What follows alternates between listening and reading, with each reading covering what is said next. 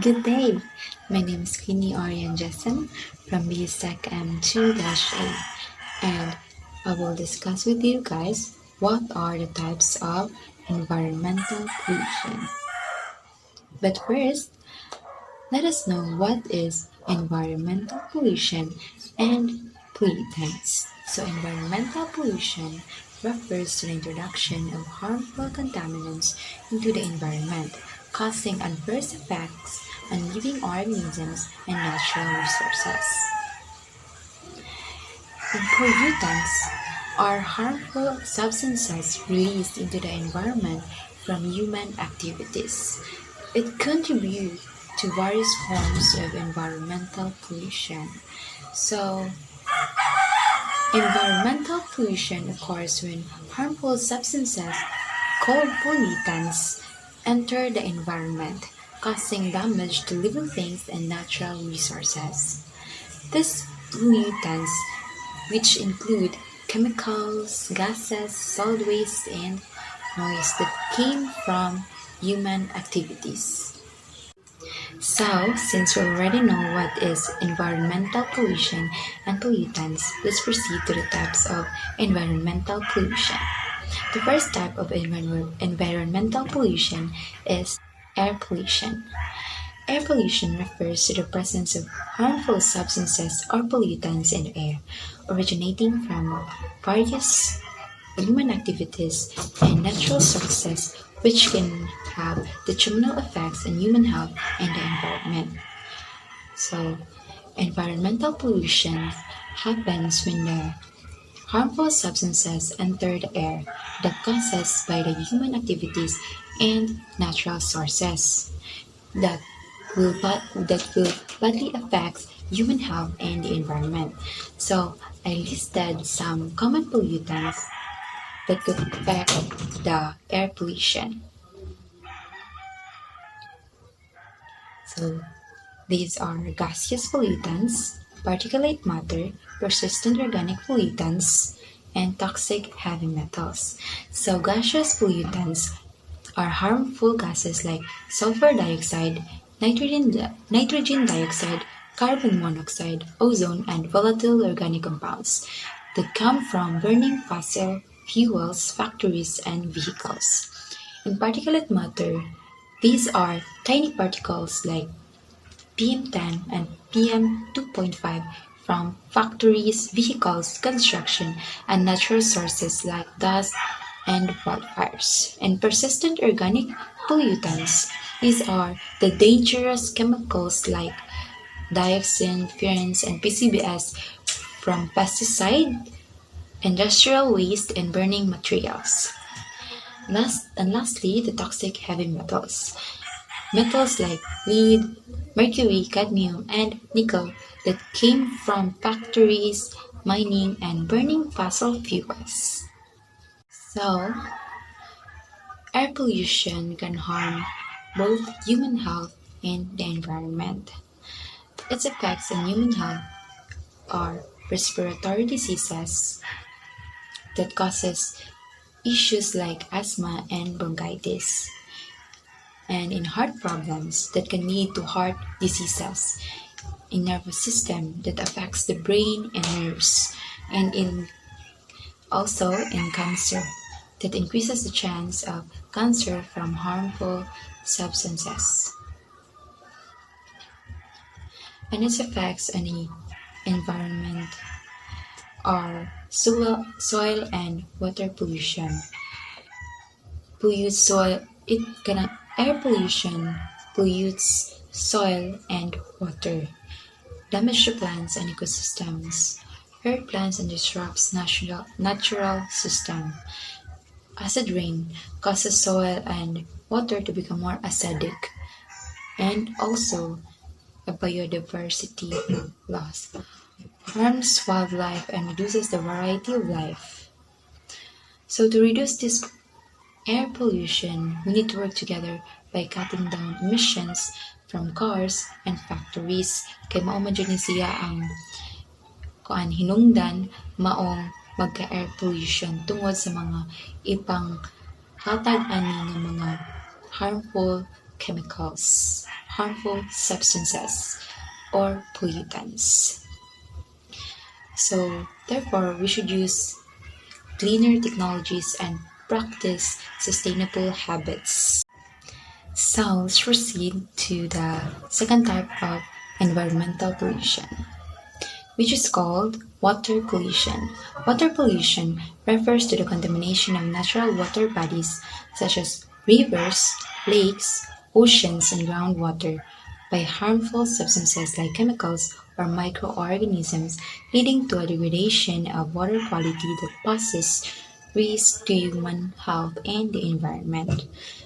So, water pollution happens when harmful substances enter the bodies of water, such as rivers, lakes, oceans, and groundwater, that would make the water very, very unsafe. So, there are two sources of water pollution, and these are point source pollution and non point source pollution. So, point source pollution kay nagikani siya sa nagikani siya specifically sa mga factories and how they dispose their waste. So in non-point source pollution is nagikani siya sa mga farm construction sites and storm drains na nagda og pollutants and very different sources.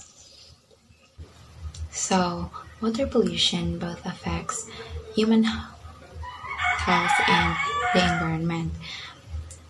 The contamination of water can help the diseases spread, like for example, cholera, typhoid, and cardia. And also, sa mga taong doon sa industries, for example, mga factories, is doon sila sa high risk of health problem. Kay tungod sa improper waste disposal na ipagawa sa mga factories niya, if kuan na siya sa water ngadto, this will make the people living nearby get really, really sick. And chemicals in water like lead, arsenic, and pesticide can give you cancer and mess up your hormones, causing serious health problems. And also, if mag-swimming ka sa mga beaches na ay daghang chemicals or mga harmful chemicals, this could make your skin itchy and hard to breathe. Its effects on environment is water pollution can make our aquatic life suffocated and disrupt ecosystem, and toxins build up in predators affecting the food chain, and ang plastic waste na papunta sa ato ang oceans will harm our marine animals and ecosystems. And also, carbon pollution makes ocean acidic, impacting shell-building organisms. Now, let's proceed to the third type of environmental pollution, which is soil pollution. Soil pollution occurs when harmful chemicals and contaminants in soil exceed safe levels, posing risks to health and the environment, whether from human activities or natural sources. So, soil pollution happens when harmful substances in soil gets too high that could badly affect our nature. So, there are types of soil pollutants: biological agents, agricultural practices, radioactive pollutants, urban waste, and industrial waste. So, biological agents are things like bacteria or fungi that can make soil unhealthy for plants and animals. And in agricultural practices, using many chemicals and fertilizers in farming can make the soil less healthy. And radioactive pollutants.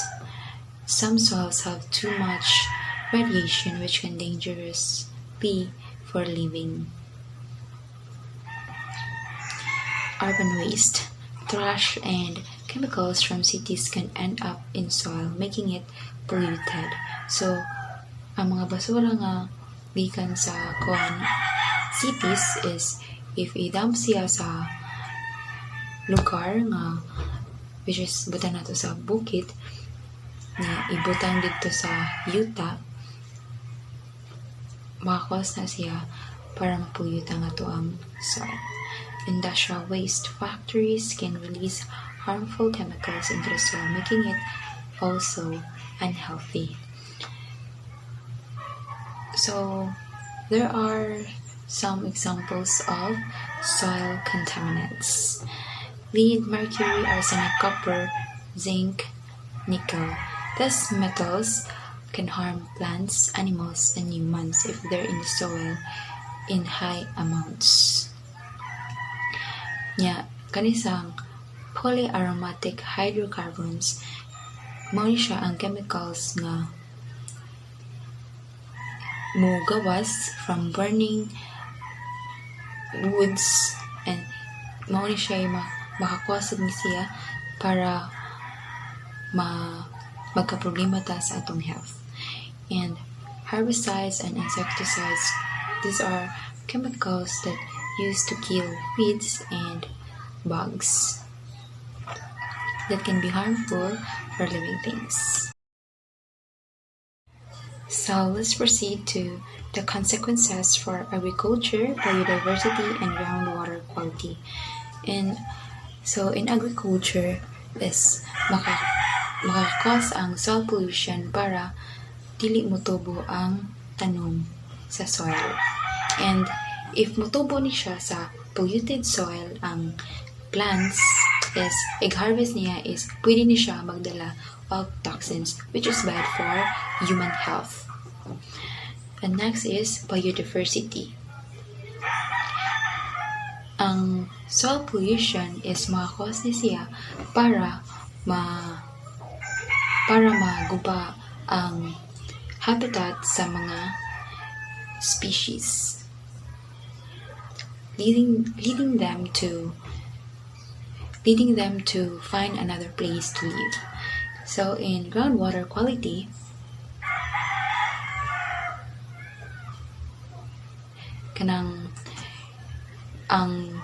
ang soil contamination, ang soil pollution is makakosad ni siya para maapektuhan ang aquatic life. Okay, once mahugaw ang yuta sa groundwater, it impacts badly on aquatic life, makes water unfit for consumption also. So now, let's proceed to the last type of environmental pollution, which is noise pollution. Noise pollution is defined as any unwanted or disturbing sound, just like what you are hearing, that affects the health and well-being of humans and other organisms. So, ang noise pollution is mao ni siya ang atong mga madunggan nga sakit sa pandungog that will affect our health. I listed some sources of noise pollution. In transportation, nakasuway naman jud tanan nga ma-stuck sa traffic, di ba? Once ma-stuck sa traffic is kanang saba kay ang mga sakyanan and mga tingog sa airplanes, tingog sa trains, and ships contribute significantly to noise pollution. Kani sila mga sabaa is makakontribute ni sila sa noise pollution. Next is industrial activities. In factories, construction sites, and heavy machinery generate loud sounds. So, ang mga mga machine nga naa sa factories or construction sites is maka-cause na siya, mausa na siya source sa noise pollution. So noise pollution can affect in both human health and environment. Exposure to loud noise causes noise-induced hearing loss. Noise pollution contributes to high blood pressure, heart disease, and stress. Loud noises disrupt sleep patterns and lead to sleep disturbances. Constant exposure to noise induces stress, impacting mental health and physical well-being.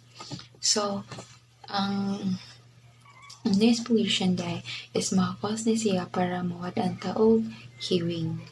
And also, it also make us stress and kanasang ato ang pagtuog is maapektuhan sa siya.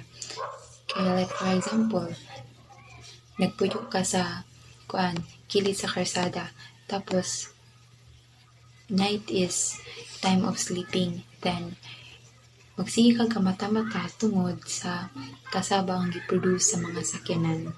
Kay 24/7 naa dunay sakyanan nga magdagan-dagan sa karsada if naa ka sa cities. So it's really inevitable. So kanang nga noise is maapektuhan jud ang sleeping pattern sa tao, and it will make us stress, and it also affects in the environment. So noise pollution disrupts animal behavior, affecting navigation, feeding, and mating. Loud noises can lead to fewer offspring in some species. Ocean noise impacts whales and dolphins, affecting their communication and ecological abilities. Sonar devices, seismic tests, and industrial activities in the ocean harm marine animals and ecosystem. So, ang behavior sa animals is maapektuhan tungod sa noise pollution. So, that would be all for the types of environmental pollution. So let us proceed to the global and local trends of environmental pollution. And let's discuss first the major pollutants and their sources on a global scale. First, see air pollution. So this is a major pollutants that include particulate matter or the PM. These are made of solid particles and liquid droplets in the air. Example ani niya kay dust, dirt, smoke, and etc. So nitrogen oxides are the NO sub X, sulfur dioxide SO2, volatile organic compounds are the VOCs, and carbon monoxide CO. So, kani si VOC kay mao ni ang mga gases that are emitted into the air from the products or processes of possible nga naay health effects. Uban ani kay maka-irritate sa atong eyes or ma-inhale nato kay ma-irritate sad nato ang atong tutudlan. O ang worst case scenario ani kay makakause siya og cancer. Sources include industrial emissions, vehicle exhaust, biomass burning, and power generation. So next kay si water pollution. Common pollutants include pathogens, mao ni ang mga infectious microorganisms like virus, bacterium, fungus, o lain pa. Heavy metals, nutrients such as nitrogen and phosphorus, organic chemicals, and plastics. Sources include untreated sewage, industrial discharge, agricultural runoff, and marine litter. Sunod kay C, soil pollution. So contaminants such as heavy metals, pesticides, industrial chemicals, and waste disposal contribute to soil pollution. So sources include industrial activities, mining, improper waste disposal, and agricultural practices. So next kay C, regional variations and hotspots of pollution. So una kay ang urban areas. Mao ni ang mga places na overpopulated. So rapid urbanization and industrialization have led to high levels of air and water pollution in many urban centers worldwide. particularly in developing countries with dense populations and inadequate infrastructure. So, industrial zones, these are regions with heavy industrial activity, such as manufacturing hubs and mining areas, so they often experience severe pollution due to emissions from factories, mining operations, and waste disposal. Agricultural regions, intensive agricultural practices, including the use of fertilizers and pesticides, that leads to water and soil pollution in rural areas, affecting both local ecosystems and downstream water bodies. So, the coastal and marine environments refers to the water bodies. Coastal regions and marine ecosystems are vulnerable to pollution from coastal development. Mao ni ang mga buildings na gipatukod daplin sa dagat para maka-attract og tourists. So, shipping activities, oil spills, and marine debris threatening biodiversity and human health. So let us proceed to the local pollution issues. So pollution challenges specific to the region or area of study. Air pollution in urban areas like Metro Manila due to vehicle emissions and industrial activities. Water pollution in rivers and coastal areas from untreated sewage, industrial discharge, and agricultural runoff. Soil contamination near mining sites and industrial zones.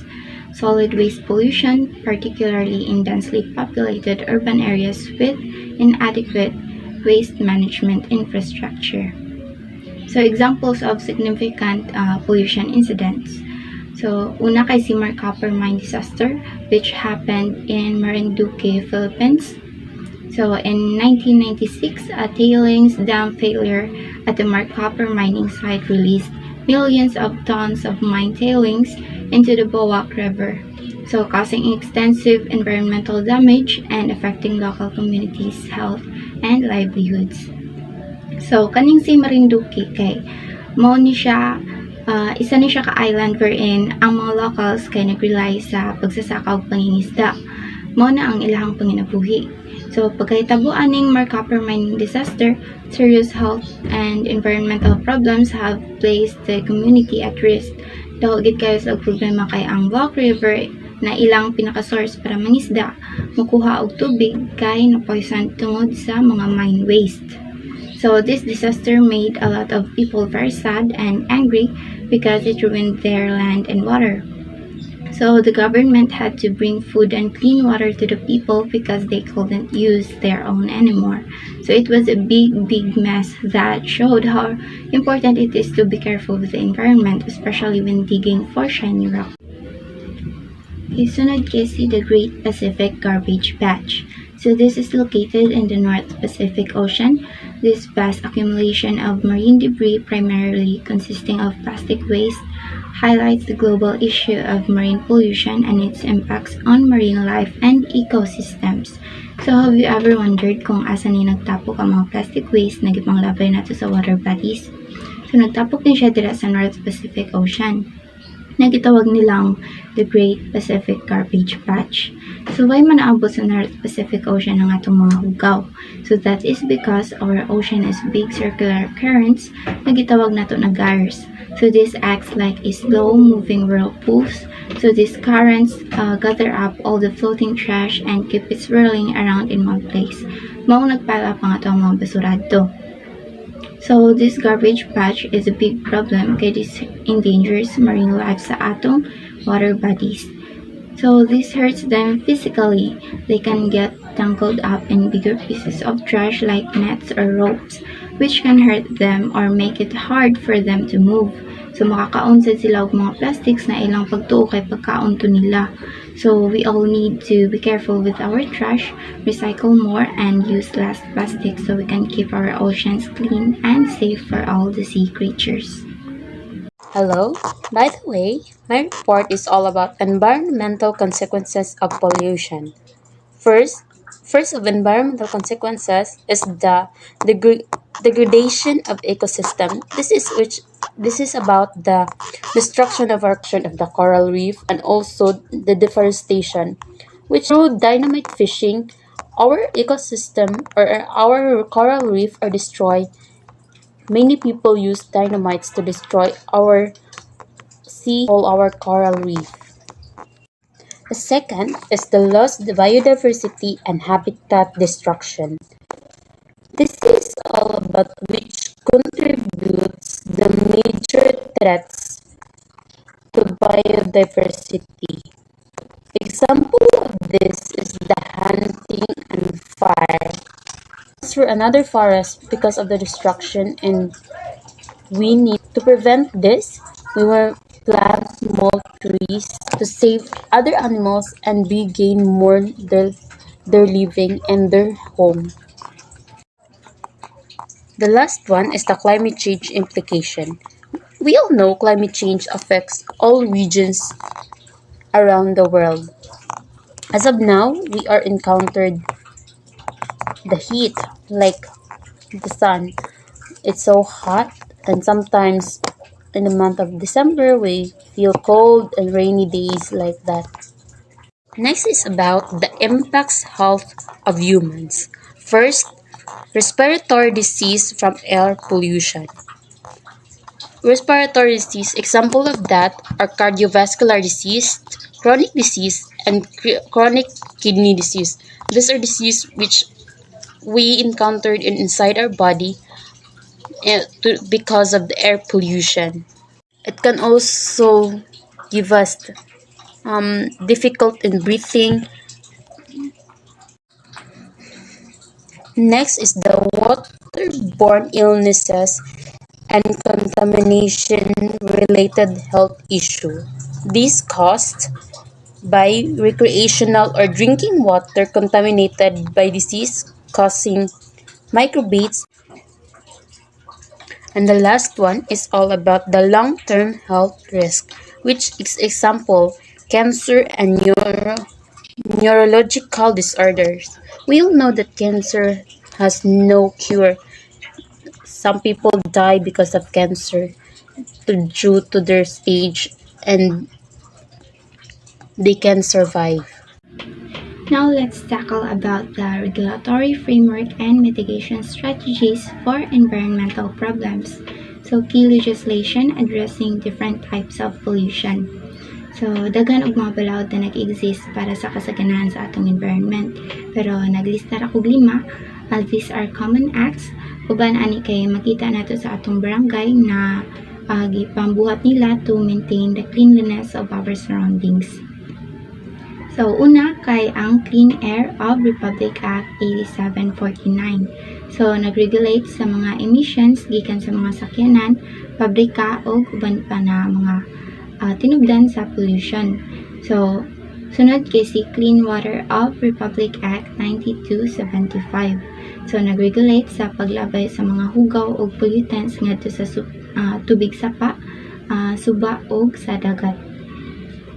So, sunod kay si Ecological Solid Waste Management of Republic Act 9003. So, nag-promote sa mga waste like sa pag-recycle, sa pag-compost o pag-segregate. So, sunod kay si Philippine Mining Act of 1995 under the Republic Act of 7942. So, kani nga balaod kay naghatag og mga conditions and regulations sa pagmina aron masigurado nga ang environment dili madaot.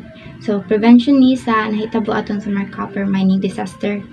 So, sunod kay si National Integrated Protected Area System or the NIPAS of Republic Act of 7586.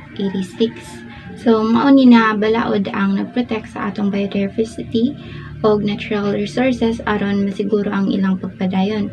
So, example ng mga lugar kay ang national parks, wildlife sanctuaries, marine reserves, and etc.